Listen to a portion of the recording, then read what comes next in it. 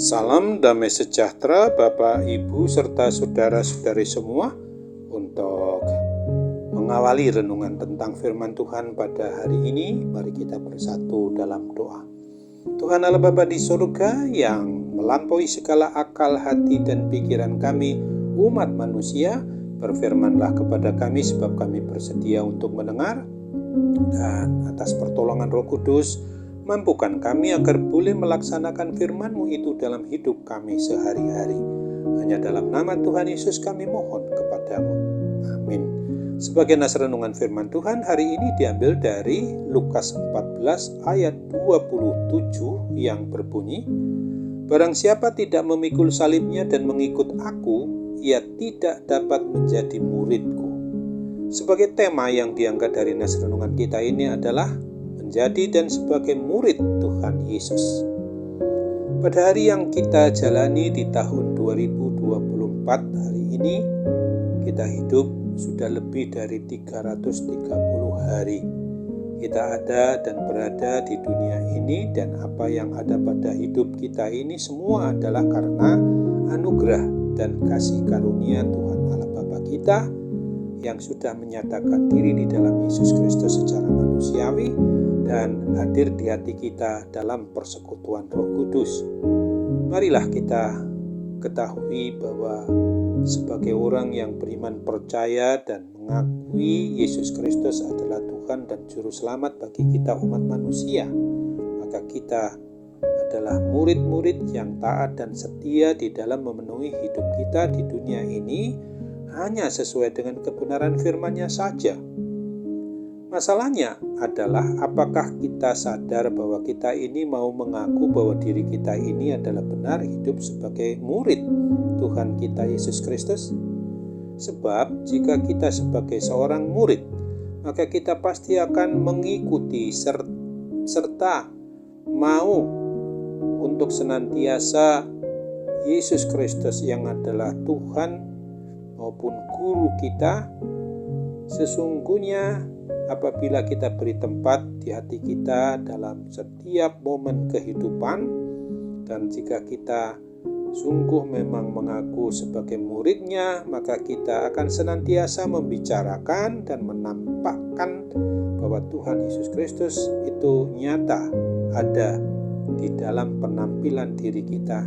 Dan jika kita sebagai murid, maka setiap tutur kata, sikap, tingkah laku, dan perbuatan maupun tindakan kita melalui akal, pikiran, dan keputusan yang harus kita ambil akan menampilkan wajah Kristus Yesus Tuhan kita. Dan jika kita sebagai seorang murid, maka kita harus senantiasa pula mengarahkan setiap orang kepada Kristus dan bukan mengarahkan orang lain itu kepada diri kita ini sendiri. Mari kita lebih belajar untuk senantiasa berusaha menjadi dan sebagai orang yang beriman percaya kepada Kristus, yang berguna dan menyenangkan guru kita yaitu Tuhan Yesus Kristus. Di dalam Injil Matius 10 ayat 25 ditegaskan, "Cukuplah bagi seorang murid jika ia menjadi sama seperti gurunya, dan bagi seorang hamba jika ia menjadi sama seperti tuannya." Hiduplah dengan dokumen-dokumen yang menunjukkan bahwa kita ini adalah orang yang beriman percaya kepada Tuhan Yesus Kristus. Ada beberapa indikasi apabila kita pertanyakan apakah kita murid atau bukan. Itulah sebabnya dokumen-dokumen kita sebagai murid ini sangat penting dimiliki oleh orang-orang yang memang mengaku percaya kepada Kristus. Hal ini akan menjadi sebuah peringatan pula bagi kita, apakah kita sudah berlaku layaknya sebagai murid atau kita hanya mengaku sebagai murid tetapi tindakan, perilaku maupun perbuatan kita tidak mencerminkannya. Oleh karena itu, memang dokumen-dokumen kita harus senantiasa seturut dengan apa yang memang Tuhan kehendaki. Dari semua sikap, tingkah laku, dan perbuatan kita yang kita tunjukkan dan dapat dilihat orang lain, maka kita bisa mengetahui apakah kita sudah termasuk murid atau bukan. Kiranya Roh Kudus menolong dan memampukan kita menjadi dan sebagai pribadi orang yang sudah benar-benar mengaku beriman percaya kepada Kristus. Untuk itu ingatlah akan firman Tuhan Yesus Kristus yang ditulis pada Markus 8 ayat 34 dan 35 ini. Lalu Yesus memanggil orang banyak dan murid-muridnya dan berkata kepada mereka, "Setiap orang yang mau mengikut aku, ia harus menyangkal dirinya, memikul salibnya, dan mengikut aku. Karena siapa yang mau menyelamatkan nyawanya, ia akan kehilangan nyawanya.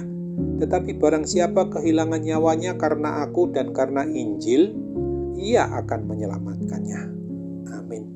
Mari kita kembali bersatu dalam doa. Terima kasih Tuhan Yesus untuk firman-Mu yang sudah mengingatkan kami melalui renungan pada hari ini tentang kebenaran firman-Mu.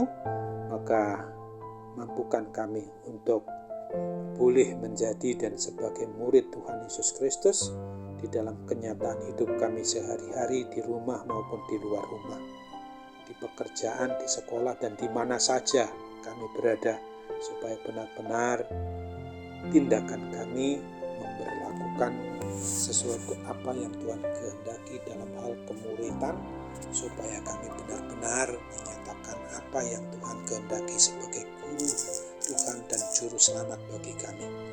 Kini Bapa, kami memang mengalami hal-hal yang tentu saja tidak selalu bernilai yang baik di mata Tuhan. Karena itu segala dosa kesalahan kami kiranya Tuhan ampuni kami. Layakkan kami untuk boleh ketika bersembah sujud memohon di dalam segala kerendahan hati kami terarah kepadamu, di mana sekarang ini kami mengalami pergumulan akibat gangguan kesehatan, adanya sakit penyakit yang mengganggu kami Bapa. Mujizat kesembuhan pasti dan senantiasa boleh berlaku. Tentu saja hanya kehendak-Mu lah yang memungkinkan kami dapat dipulihkan dan disembuhkan dari segala gangguan kesehatan, gangguan sakit penyakit apapun juga. Kami percaya bahwa Tuhan akan memberikan jawaban, memberikan apa yang menjadi permohonan kami tentu sesuai dengan kehendak-Mu. Karena itu kami hanya mau bermohon dalam satu nama di atas segala nama, Yesus Kristus Tuhan dan Juru Selamat kami yang hidup. Amin.